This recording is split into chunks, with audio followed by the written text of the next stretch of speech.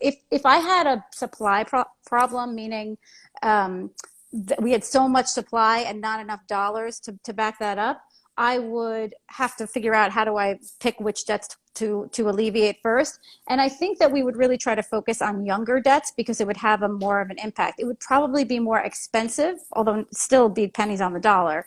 But I think it would have a greater impact because if we can get that debt, it's less time for that individual to have to deal with the collection agencies. Sure, sure. People also want to know how much medical debt is there in the United States? Why is this a problem? And I know that we're not going to solve the issues here and now, but can you just speak a little bit to like, do you even have an idea of how much medical debt there is? Like, I feel like that would be a real big moving target number.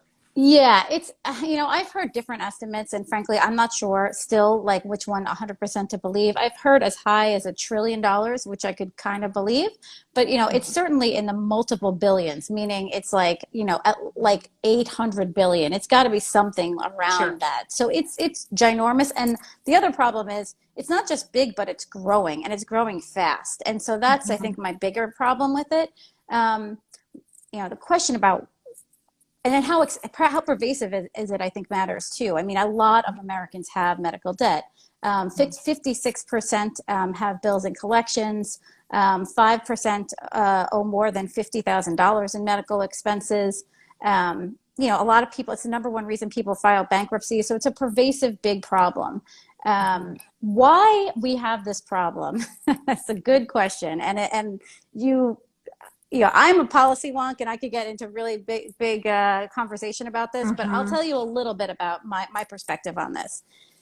So we have we do have a for-profit healthcare system, right? I mean, and those are the incentives that are set up. And, people often ask like, or they try to point to like the hospitals be doing horrible things or having really high prices or the insurance companies not doing their parts or you name it. There's all these different actors that you could potentially blame. And frankly, I think from what I can tell, everyone is playing to the dynamics that we have set up for them in our healthcare system.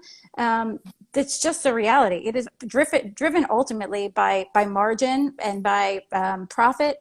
And so people are that's what's driving the healthcare prices. And then what's happening is that people are, health insurance companies are constantly trying to figure out how to cover the people that are under their umbrella.